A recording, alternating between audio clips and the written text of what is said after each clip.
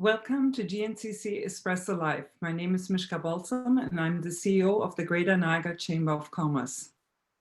Governments, businesses and individuals have been shaken to the core by the COVID-19 pandemic.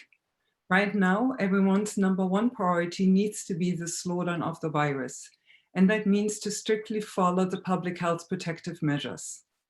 Niagara businesses are not only 100% committed to the guidelines, but hundreds of them have also adapted their regular production to meet the needs of the health system. We are deeply thankful for all that is being done. The COVID-19 pandemic has resulted in the immediate change on how organizations are conducting business. Today's webinar is committed to providing answers and information on the resources and subsidies available to you. And for that, we are joined by Mike Verhusen, partner with M&B, and Steve Otten, Regional Vice President of Business Banking with Meridian Credit Union. Mike and Steve, thank you for joining us. I'm going to take a moment to just talk about Zoom technology, a technology that probably many of us have become quite familiar with over the last couple of weeks. All participants right now, and thank you for joining us, are on mute. If you have a question, you will see on the right-hand side of your screen a symbol that looks like a hand. By clicking that, we know that you want to ask a question and we will unmute you.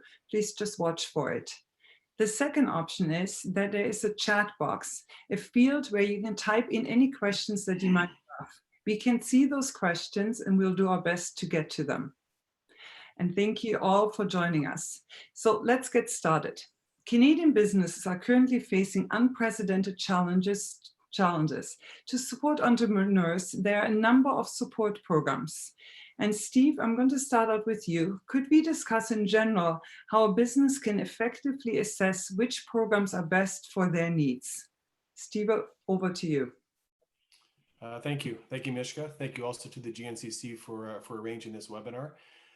So there's I would suggest back in March 14th, 15th, that weekend is when things really started to come to a head in Canada and also the US as it relates to a lot of concerns with businesses and what it might look like the next couple of weeks. So what happened the following Monday was all the financial institutions were flooded with phone calls and emails from our respective clients and members asking for what kind of relief programs were available. And by and large, the financial institutions stepped up pretty quickly with payment relief programs, the primary one being sort of a deferral or a suspension of principal payments for up to 3 months.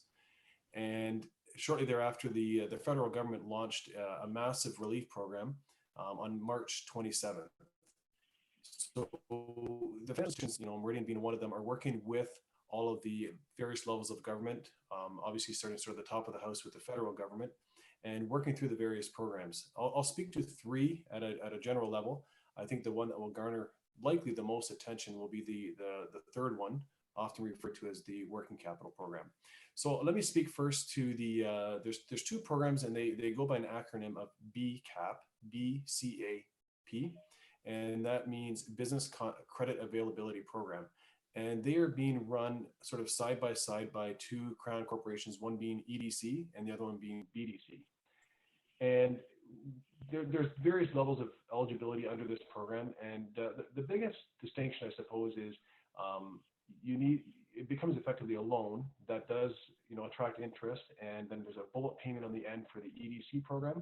And whereas the BDC program, there are payments that commence sort of after the first year of interest only.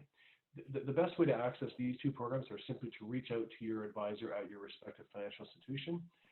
By and large, these are being best served where you already have your operating accounts, and your financial advisor will be able to, your account manager will be able to sort of determine which one's more suited for your business. So the third program, which we refer to as CEBA, which is CEBA, or Canada Emergency Business Account. And again, this is the program that is clearly garnering the attention of many of our businesses. And what it basically is it provides qualifying businesses with access to a $40,000 term loan at 0% interest. So clearly this is a great option for especially our small business folks in the community. The interest does not actually start running until after sort of 2023. So you have a couple of years to deal with it. And there's also a loan forgiveness component of it as well, if the loan is not paid in full. If it's paid in full by December 31st of 2022. So you might ask, who is eligible to qualify for the program?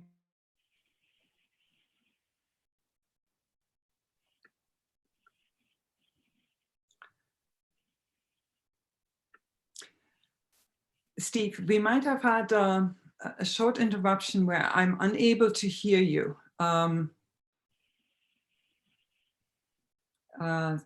Let me just see. I think if I'm unable to hear you, the likelihood that attendees will be as well. Could I just ask you to repeat just the last minute of it? And I think you spoke towards how people can access it. Sure.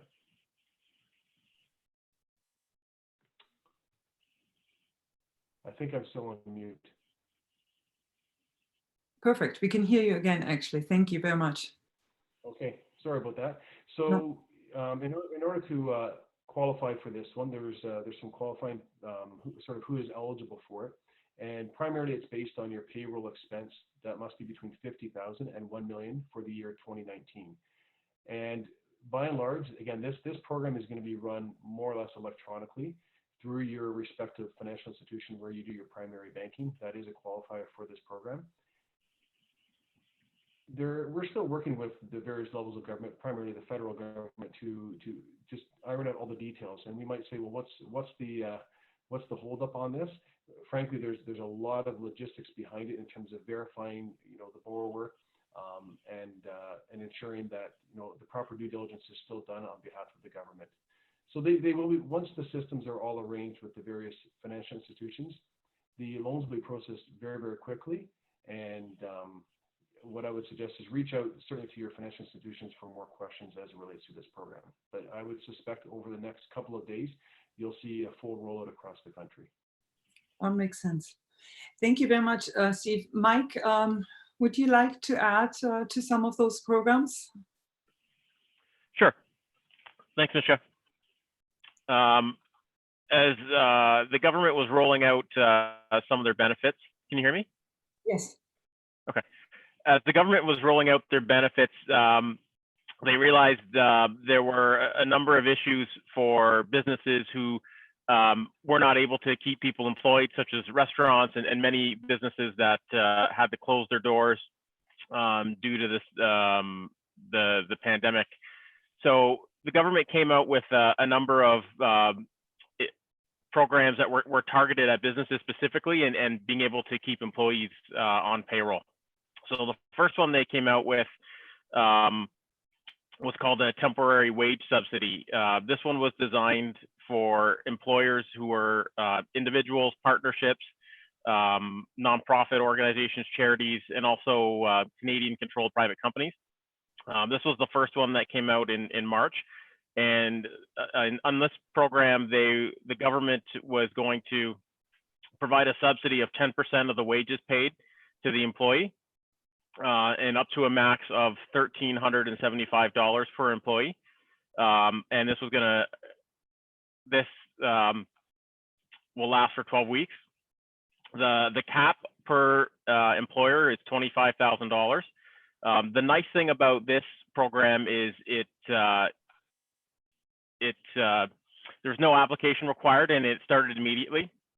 The other part to it is the way it was implemented and is implemented is the employers just reduce the income tax withholding on their payroll deductions.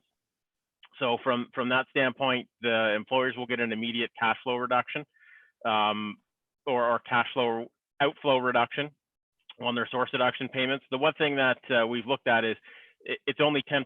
So from a cash flow standpoint, it's not a huge program that I would say when we looked at it for our clients, it wasn't a program that was large enough that I would expect anyone would bring an employee back if it didn't otherwise make business sense. But if you had employees that were working, and this definitely helps out a bit.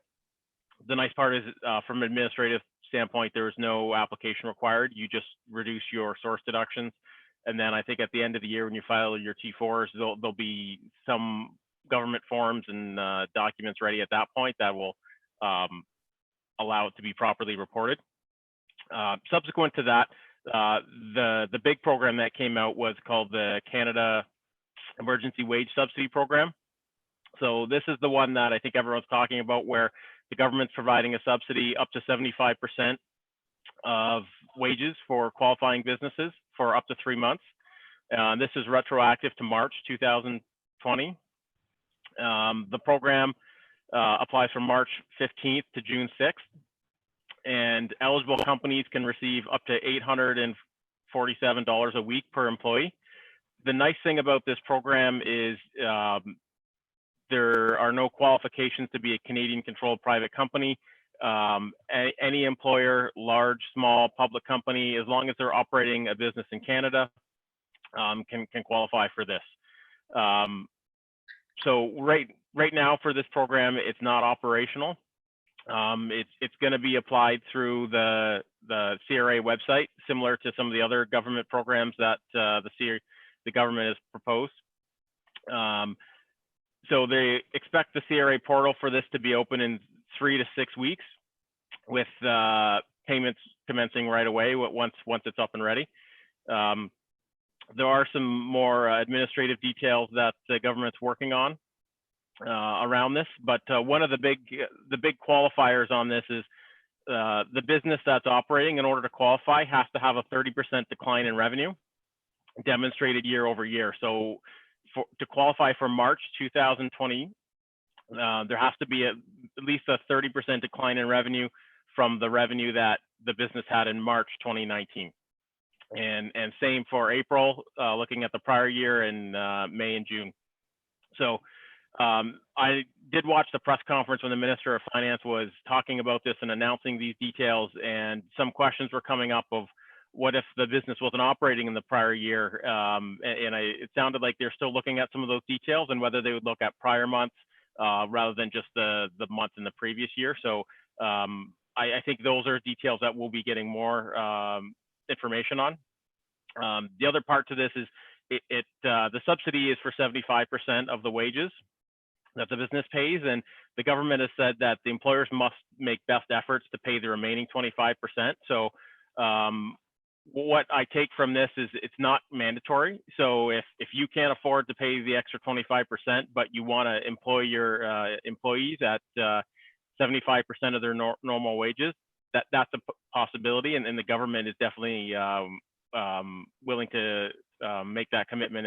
That's part of this program. So we're not completely sure what it means right now that best efforts must be made. So I think if the company's not operating and there's no revenue coming in, I would think you'd be pretty clear that you don't have any ability to pay the remaining 25%. But if the business is operating and maybe it's making some money, but you're bringing other employees back on where they're not actually working, I don't know at what point you need to pay them out of your profit. So that's going to be some of the details that we'll be looking for as the full legislation on this program comes out. So. Thank you very much, Mike, actually, for both Steve and Mike, for actually going over some of the programs and subsidies that are actually available to business right now. I have to say, well, we have heard from the business community that especially when it comes to the 75% subsidy, the 3 to 6 week period of time seems to be a big window for a lot of businesses who have and are experiencing a very low cash flow. So it's something that I think a lot of businesses are looking at in detail, and the more and the quicker the federal government is moving forward on it, I think the more it is appreciated by the business community. One of the participants of today's webinar actually has a follow-up question, and this follow-up question relates to some of the information that Steve has shared with us, and it says and asks that this particular business has approached their own bank about programs, and they have no information to date. And again, they're asking, is there any information on timelines on when the financial institutions will be able to start applications? And Steve, I think if I can ask you to maybe take this particular question. Sure. So clearly, it's wonderful what the government's been doing and announcing these relief programs. And frankly, that's the easy part, is the announcement. And the hard part is in the details in terms of how they get rolled out through respective sort of partner financial institutions. So we're hearing a lot of, from different banks, different financial institutions in terms of timing. We are aiming for early next week to roll out the SEBA program. Again, it's not all finalized. And the reason is as simple as this. There's been a lot of work done in partnership with the financial institutions and the government to ensure that the actual rollout is smooth and easy. And it's just simply not as quite as simple to just have the announcement come out and then all of a sudden it rolled through your respective financial institutions. So I would suggest SEBA will likely be the quickest one. It'll be early next week. We've heard as soon as a couple of days from some other financial institutions. And the other two programs, I would strongly encourage you to reach out directly to your relationship manager at your respective FI, because that would likely get you the best information. It may not all be posted on their websites. Yeah. I think that's very helpful. We have also actively redirected people to get in touch with their financial institution, and as well on our GNCC website and in our daily update, we are trying to keep everyone as informed as possible about the progress on a lot of the subsidies. This one is a follow-up question. It's probably more related to Mike. Do you have, and this is one of our participants, and she's asking, do you have to guarantee the same number of hours that they were working prior to March 15th, or can you pay wages even if the business is closed and not working? And I think this is a very interesting question. It's something that we have been asked directly to, and we would appreciate your input on it. Yep. Great question, Mishka. And that's a question I think that a lot of people have asked. And I think when I looked at the rules that have been announced so far, there's no requirement for the employees to actually be working. The requirement is that they get paid. So from that standpoint, I think if the business is closed and it's not operating under the current environment because it's not allowed to be, there seems to be no prohibition to just paying your employees. And I think this is the part where you would pay them just the 75%, and that's where it would make sense. And you may not have the ability to pay the remaining 25. There's no prohibition to just paying them to the 75%. And them not actually having hours. I think the expectation is when the business gets open and back up and running, that you'll bring the employees back on. You'll be able to have a better continuation of your business operations by retaining the key employees and be able to recover quicker. So I think that's the real goal with this plan, is to allow businesses to retain employees to be able to recover as fast as possible when we get out of the pandemic and people can start getting back to work. Thank you very much, Mike. And while you have the mic, there's also questions that have come forward that actually look at the tax side of everything. They're looking at the tax deferral that the Canadian Revenue Agency has offered, as well as the Government of Ontario, that will allow interest and payment relief for some business on a lot of provincially administered taxes. And I was wondering if you can take a few minutes to just take a look at that part of it and give us a little bit of an in-depth take on it. Mike, over to you. Absolutely. Thanks, Jessica. So through this process, I know being an accountant, our questions were when the state of emergency was declared, and it was mid-March, and there were a lot of due dates that were coming up for tax filings in March, and in particular, April's a large one for personal taxes. And what the government did is they did extend the tax deadline. So for personal tax returns that were normally due in April, and April 30th, the deadline for those have been extended to June 1st. For self-employed individuals whose tax deadline was ordinarily June 15th, that stayed June 15th. So that deadline's not being extended. The other part that I think is just as important and potentially more important is any tax owing on tax returns, which would normally due April 30th, is now due September 1st for individuals. So that's for employed and self-employed individuals. Those tax due dates have been pushed to September 1st without any penalties or interest. Also on the corporate tax side, corporate tax returns that were due between March 15th and June 1st have been extended to June 1st. So that would be year ends in September, October, November. Those corporate year ends tax returns have been extended to June 1st.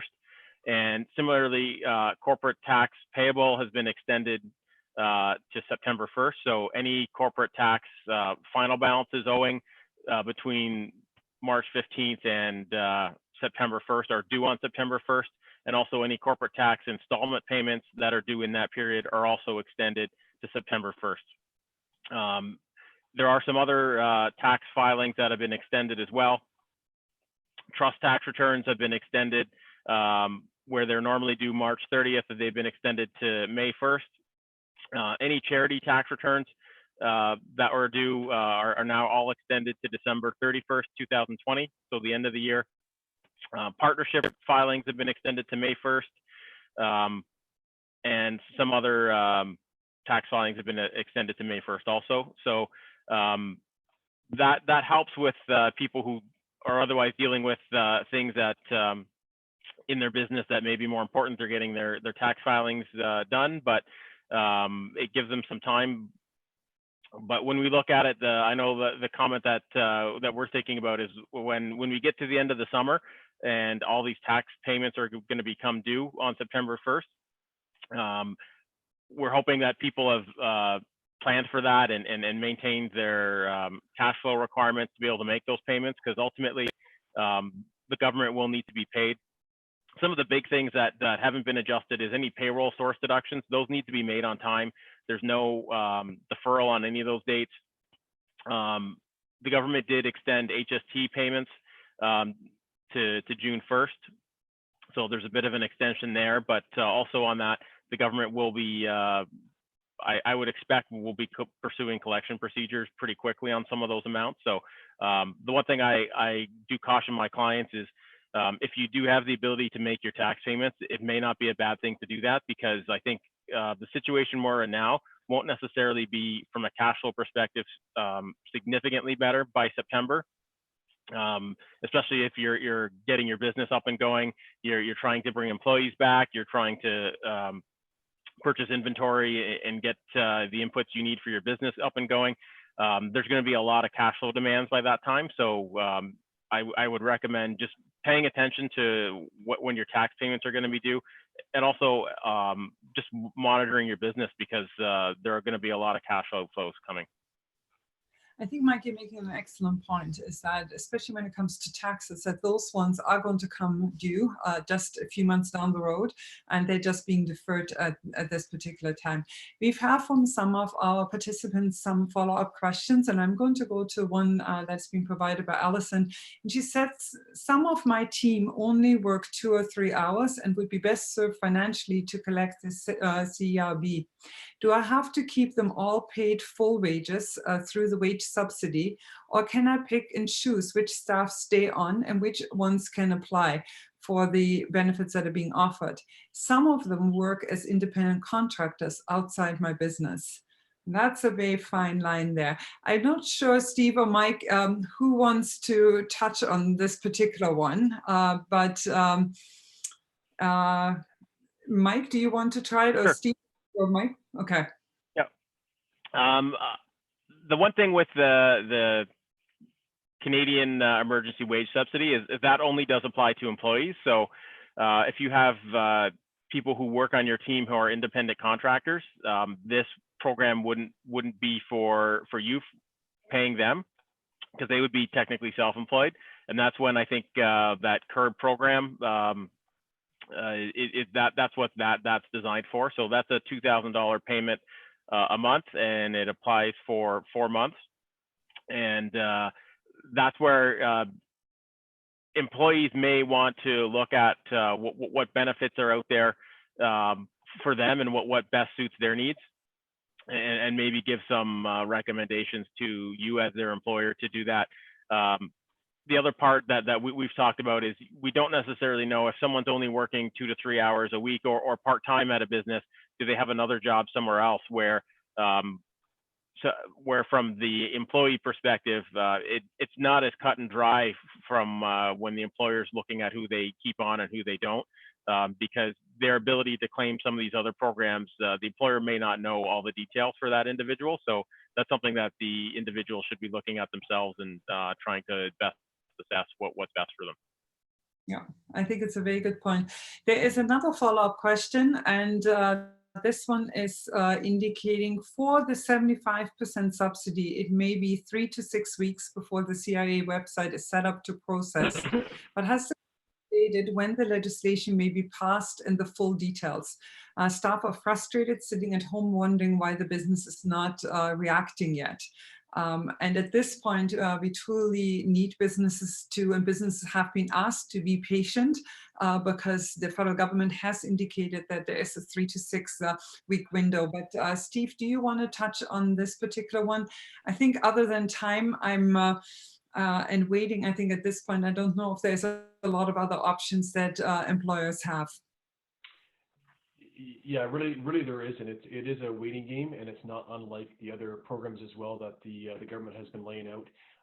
There's a lot of background that has to happen with these programs as they get rolled out. So whether it's sort of directly through the government websites, CRA or otherwise, or whether it's through partner organizations such as, let's say, BDC, EDC, financial institutions, it's really unfortunate, but it is a bit of a waiting game to ensure that when the programs do roll out, they're rolled out a lot more seamlessly. Yeah, I fully agree actually with you.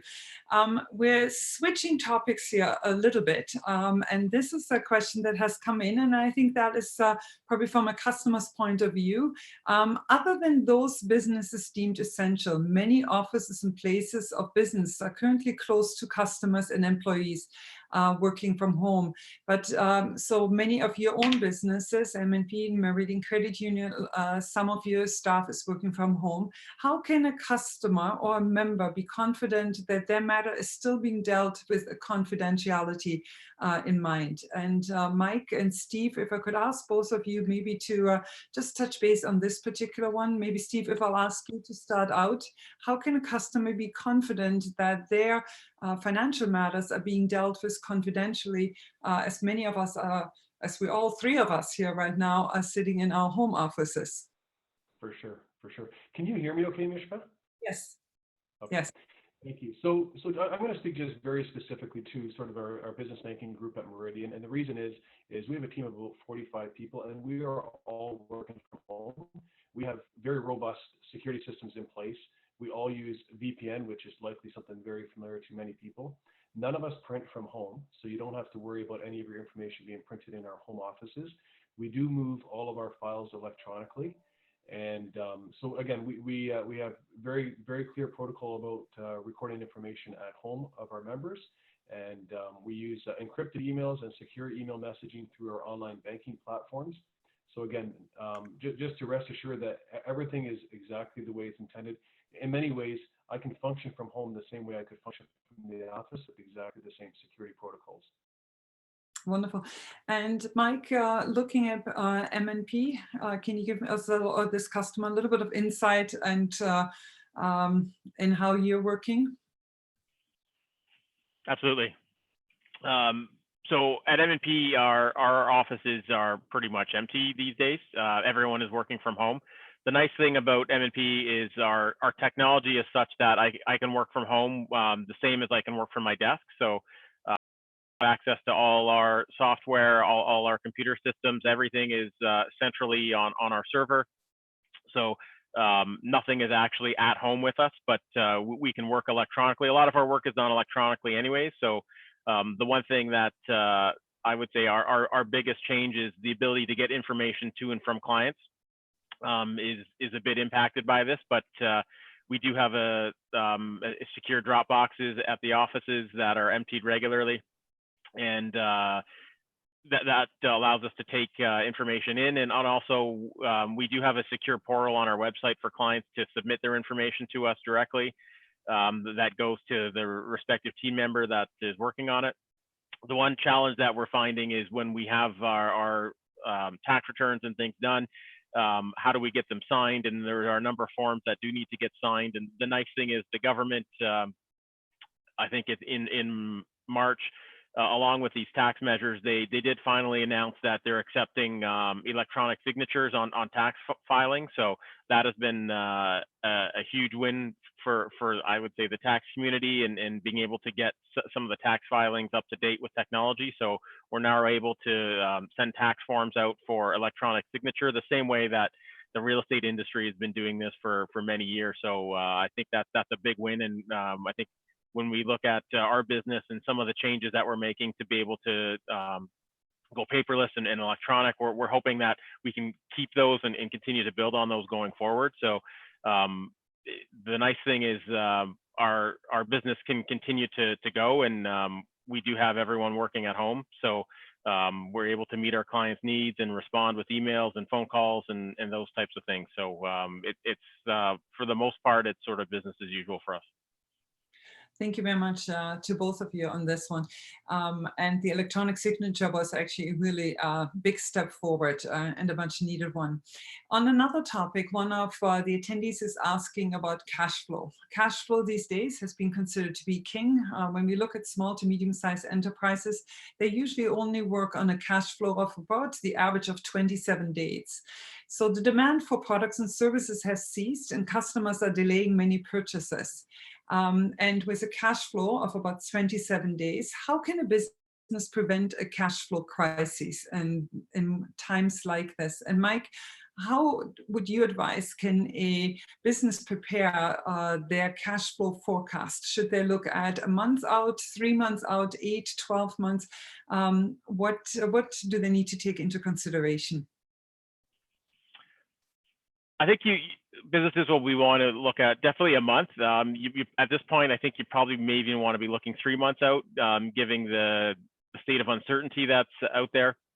And then when you're doing that, what we recommend is definitely the first step would be identifying your key customers and suppliers and who represent your critical accounts. And as you look at those cash flows, you want to make sure that you can meet the demands of your customers and suppliers, and it's going to be key to know exactly where your business sits. So there's going to be a number of probably difficult decisions made in the next short while that cash flow and information about your business are going to be important. I think even I have some clients that probably don't watch their cash flow as closely as they should. I think they're a bit more reactive, and as long as they have cash in the bank, they're happy and they think cash flow is good. But I think the key is going to be watching your accounts receivable. Anything that's getting old, you'll want to be trying to collect it as quick as possible. The other part to remember is you may be experiencing some cash flow issues in your business, but you'll want to be also paying attention to the fact that your customers are experiencing the same situation. So you'll want to make sure that you can collect your cash that's owed to you as quick as possible. And you'll want to be monitoring the payables that you have, and just being strategic on the ones that you're paying to be able to keep your business running. So it's definitely going to be key to have the information, do the cash flow as quick as you can, and keep an eye on it as we go through the next few weeks and months to see how the cash flow is coming compared to the forecast that you prepared. Yeah, that's absolutely right. And I also wanted to just let all the attendees again remind them of that there are a number of programs that employers can tap into to positively impact the cash flow situation that they're finding themselves in. Steve, I'm not sure if you would like to add anything to it, or we'll move on to the next question. Not much. I mean, it's essentially, working similar to what Mike was suggesting. We're recommending sort of a 13-week or a 3-month rolling cash flow as well, that they update every single week, and just make adjustments for your various inputs and outputs, like the receivables and payables Mike was speaking to. The most important thing that we have as sort of lenders is don't surprise us. Like if something's coming out that we need to know about, you're much better off to tell us sooner rather than later. And it almost kind of goes back to what Mike was suggesting earlier about paying your taxes. If you can make those payments, do so, because you don't want to be surprised in August when the payments come due and you're wondering how you're going to make those payments. So your best thing you can do is ensure that your suppliers know what's happening, your employees know what's happening, your lenders know what's happening, all your various partners know exactly what's happening, and just keep people apprised of any new developments. Yeah, that's absolutely right. Steve and Mike, I think this question is geared to both of you. This particular individual is indicating that businesses hear a lot about the need to orchestrate the recovery of their organization and supply chains now. The actions and steps that companies are taking during this transitionary time will be the foundation for them to thrive again. How can they best prepare for recovery and whatever is going to be the new normal? Again, I think businesses are asking how to best plan for it. So we just talked about the cash flow and how to plan for that one. And here's someone asking and saying, like, how can I set my business up best to actually succeed in the recovery period that they are going to be entering? And I'm not sure who wants to take it first. Maybe I'll ask you, Steve, to touch on this one. Sure. So clearly, we're in unusual times, and what I'm actually fascinated by is how many of our local companies in Ontario, but also in Canada, are sort of retooling or revisiting their business in terms of how do they fit into the quote unquote new supply chain. We certainly imported a lot of things from overseas. It doesn't mean that we weren't capable in our own country, but or even in province, or even in Niagara for that matter. But there's a lot of businesses doing a bit of a revisit to say, how can I be part of this supply chain in many different ways? We're seeing the government sort of call to action the various businesses as well to say, listen, we need you to step up right now and sort of fill the blanks where we see blanks right now. And that's not unlike all the local businesses that we deal with. They're clearly going to be sourcing other suppliers and for that matter other customers and other ways of doing business. And as much as it's clearly a very painful thing we're living through and we're dealing with for a lot of our businesses, it's also striking, and we're seeing the resilience of our business community in terms of how they're coming through and just doing things a lot differently than maybe they would have done even 2 months ago. I couldn't say it any better. Mike, would you like to add to Steve's point? Yeah, the one thing I would say definitely, and I think Steve touched on this, is business is going to be different afterwards. And I think the biggest key for a business owner is going to be able to adapt to that and as quickly as you can, and identify the opportunities for your business coming out of this recovery and how that needs to change. Or maybe you're lucky and it doesn't need to change a whole lot. Will be the key. So just identifying what your opportunities are going forward and taking advantage of those as quickly as you can. This is an interesting question that comes forward, and Mike, it might likely be geared towards you. This particular business is experiencing significant reduction in the transaction volumes, and because of it, they are faced with very difficult choices, and they're indicating, and which I think is a great sign of self-awareness, that one in such difficult situation is often prone towards making very quick decisions. What are some of the things that employees need to be cautious of? Yeah, that's a great question. And I think part of this environment is business owners do need to make quick decisions. You unfortunately don't have the luxury of time in this type of environment that we're operating in. I think the things that businesses will want to be mindful of as they go forward and make decisions quickly is, I think number one is, what impact is this going to have on your business in the long term? Because short-term decisions definitely need to be made for the businesses to be able to survive. But paying attention to what the long-term implications are through the recovery in the next few years, and maybe it makes sense to retain key employees because they're just not replaceable. And if you lose them, that's a loss that the business won't be able to recover from long-term. And especially with suppliers and customers, and maybe it's time to look at unprofitable parts of the business, and maybe those go first. Especially you need to watch whatever legal requirements you have, making sure you don't make any quick decisions that get you in trouble legally down the road. So you definitely want to be managing your exposure and any potential liability that you'll have down the road. So yeah, just trying to think through and what the implications are. It's going to be different for every business. There's no sort of checklist to go through that is going to apply to everyone. So everyone needs to just sit back and think about their businesses. And unfortunately, it is the owner's decision to make those decisions, and a lot of those decisions rest on their shoulders. And but that's what has to be done in these situations. And I'm coming back to a point that Steve has made a couple of minutes ago. Do include your financial institutions, do include your accountants and tax consultants in some of those key decisions that you're about to make. It often results in a much better decision that is being overall made for the organization. This is an interesting one, and this is coming from an organization that is really dependent on the international market. It's from companies that operate and have business relationships in China or other impacted countries, and or they produce and distribute to and supply foreign countries with their services and their products. They naturally have been immediately impacted due to so many restrictions that are in place. How can they protect their supply chain in such an uncertain environment that we're living in? And I'm not sure, Steve, if you want to take it first, or Mike, I'm open to either one of you, looking at those businesses that are really having and are dependent on international business relationships. Yeah, clearly this is a tough one.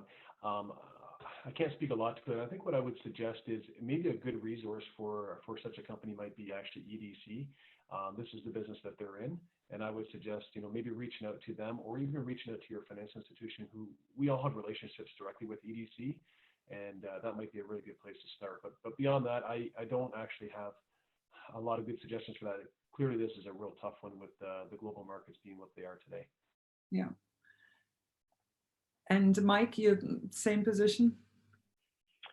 Definitely, yeah. I think it is difficult, and I think Stephen's right that the EDC is in that market and that's their business. So I would definitely reach out to them and just see what's available. It's definitely constantly evolving, especially as countries sort of come in and out of this pandemic at different times, and it's going to be tough to know when things sort of get back to normal, and whether your customer's lagging or if they're ahead of us in the curve, and just dealing with those issues. So.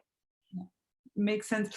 Again, a lot of the questions we're seeing coming in have to do with the timeline. And Steve, this one is for you. Are financial institutions giving any consideration to the possibility that this crisis may last a long time, for example, 12 months, and that small business owners may face insolvency because they're required to stay closed, because they're considered non-essential, because they're earning zero income, and because they do not qualify for enough federal assistance, and so will not be able to make a mortgage payment and could lose their places of business or their principal residence? And Steve, this one is for you. Yeah, sure. So we are definitely doing a long-term view here in many ways, but what we're trying to do is do it in buckets of sort of 3 months at a time, and that's as simple as the fact that the things around us are changing materially and quickly. So we're suggesting 3 months at a time, and it certainly doesn't mean that is the be and end all, that we're not going to support the business going forward. We certainly will, and it just might mean different things as the government programs start to roll out. But we are taking a longer term view. What we just don't know is the tenure in terms of how long this is going to last, of course, and we're certainly very well aware that there's going to be businesses that may have to be closed for a longer period than maybe originally anticipated. And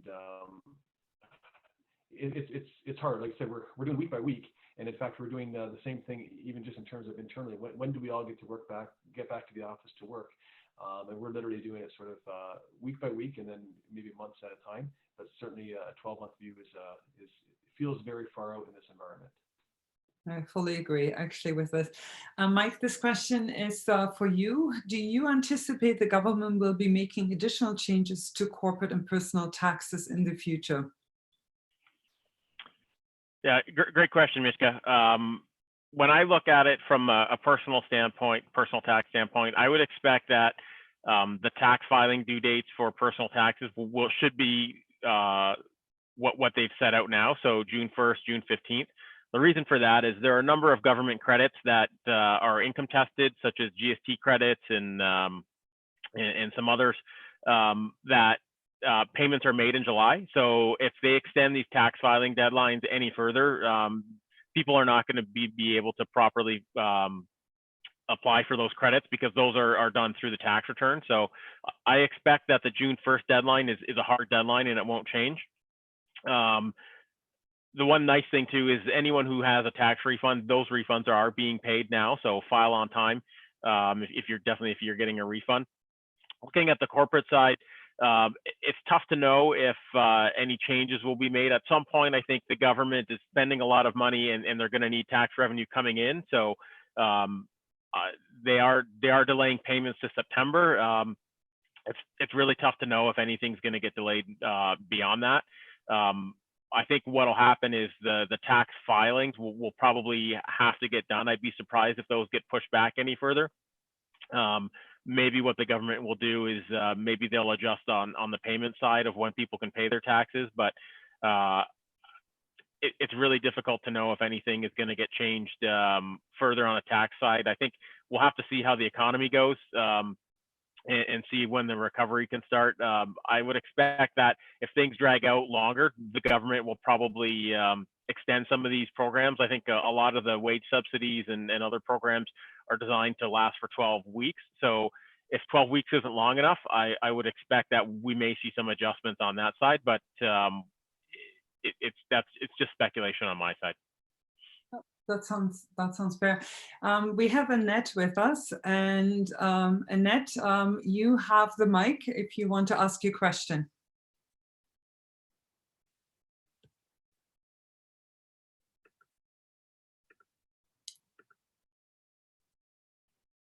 I think I believe I've unmuted it, but I'm for some reason not. I might ask someone. Annette, I don't think at this point that we can hear you. So what I'm going to do is I'm going to come right back to you. Actually, I think we can now. Annette, can you hear us?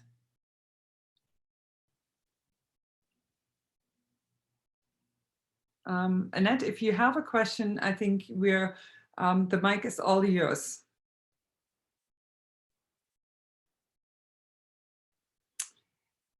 Actually, you know what? We got the questions in two forms, so I'm actually going to go over. She also actually sent it in to us. And so all major banks agreed yesterday to reduce the credit card interest by 50%. Do you know if that will be done automatically, or do you need to call your credit card companies? And I think, Steve, this, I would imagine, is geared towards you. Great question, Annette. Thank you very much for it. Steve, over to you. I wish I had as good of an answer as the question was. So the short answer is I actually don't know. I would strongly imagine that it's going to be different for each company, simply because as much as the banks all have credit cards, there's lots of other credit card companies out there as well. So we're working through the details of that piece of it sort of on our side as well. But I'm hard pressed not to believe that anybody who wants lower interest will not be able to get it in that way. I mean, everybody wants to pay less interest. So short answer is I don't know for sure how it's going to be, but it's going to be company to company. Yeah, I think it makes sense.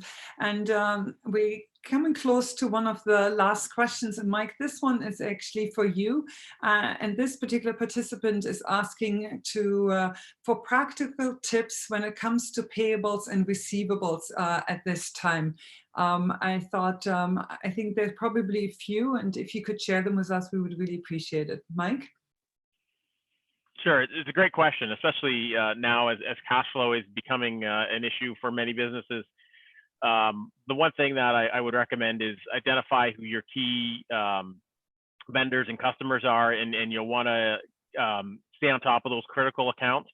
The other part that I would look at is there's only a certain amount of cash flow to go out. So one thing that someone had told me fairly early on in my career when dealing with situations like this is watch what cash flow comes in during the week, and by Friday, look at the cash flow that's come in and use that to pay your bills on the following week.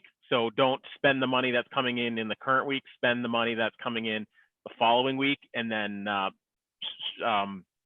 prioritize your payables of what needs to get paid based on what's most important for the business, whether it's government remittances or strategic suppliers. Pay those the following week, and then repeat that cycle every week. So you always have a bit of a buffer of knowing what's coming in, and it gives you time to go and collect your accounts receivable as well. So I think that's the big thing, is you want to be definitely looking at your accounts receivable and collecting those as much as you can, bearing in mind that, again, your customers are experiencing similar issues to you, and they may not be managing their payables in the same way that you do, but you want to be able to do this in a way that you can keep your business operating, if it is operating, such that the cash flow isn't the part that cripples your business if you can otherwise operate. So I think that's definitely a key, and just try to maintain the same sort of cash balance, that working capital balance that you currently have, as much as possible, and just monitor the payables and receivables. Yeah, that's an excellent. It's so critical at this time in any business cycle that organizations are experiencing. We're coming to wrapping up our webinar for today, and I thought it might be good to pass the mic back to both you, Mike, and you, Steve, just for some closing comments, maybe advice that you want to leave the attendees with, or that you think might be extremely helpful. Steve, if I could ask you for your closing comments. Sure. So I want to just touch on two things. One is there's been some dialogue about what a company look like when they come out of this, and what to kind of watch for. I would suggest one of the major things to watch for when you come out of this is everyone's going to be tempted to go from 0 to 100 very, very quickly. You get a business that's closed today and they want to ramp up immediately. So be cautious about growth. Clearly, growth is good and an important business, but not growth at all costs, especially when we come through this, which we certainly will come through this. So again, measured growth, and just be mindful of that the growth is reasonable, and that your company can handle that. And the other piece is, again, I've said it before, but I would strongly encourage everyone, be communicative. Talk to your partners, whether it's your accountants, your lawyers, your banks, and your suppliers, your customers, your employees. Make sure that you're engaging everybody. Now is more important than ever to properly communicate just where your business is at, where you think it's gonna go over the next couple of weeks, the next couple of months, and you'll find that most people are willing to work together on this, because quite frankly, we're all in it together. Excellent point, Steve. Thank you very much. And Mike, your closing comments? Keys for businesses is just monitoring your cash flow and knowing what your numbers are. So I think that's a big thing, and you'll want to be definitely forecasting. So when you're talking with your banks and lawyers and accountants and suppliers and customers, you'll know where your business stands. So that's going to be definitely as important now as it ever has been, especially as the recovery starts. You'll need to know how are your forecasts coming in during the recovery period too, so you can make the critical decisions of when do you bring people back, when do you start ramping up your business. And similar to what Steve said, you want to be a little bit cautious on the growth, just to make sure that you're doing it in a way that's maintainable and you can be successful for the future. So the other part that I do caution people on is a number of these government measures are really designed for cash flow timing, and if it's loan programs and those types of things, that those amounts do need to get paid back for the most part. Some of them are forgivable in parts, but just remember that that's money that you're borrowing. So you want to make sure that you will have the ability to pay those back down the road, and not have to sacrifice any other personal assets or other things when the time comes for those amounts to be paid back. So just be a bit cautious on that, and remember that any amounts borrowed have to be paid back. And I do think information is going to be the key, just knowing your business and monitoring it, and keeping on top of all aspects of that. Yeah, truly. Thank you very much, Mike. And on that note, on behalf of all of us at GNCC, my thanks go to you, Mike, with partner with MNP, and Steve, Regional Vice President with Business Banking with Meridian Credit Union, for joining us this morning at such an important webinar on such a critical topic to all businesses. Today's webinar will be available on our website at gncc.ca for anyone to access, as well as we're going to make sure that we're going to email it to all participants who actually joined us this morning. There are going to be a further lineup of other webinars coming up, one on Thursday, and as always, twice a week, Tuesdays and Thursdays at 10 o'clock. So tune in to us, stay tuned for all of the information. And again, my personal thanks to Mike Valhusen with MNP and Steve Orton with the Meridian Credit Union. Amazing content that you shared with everyone today, content that is so critically needed. So thank you and have a good day. Stay safe.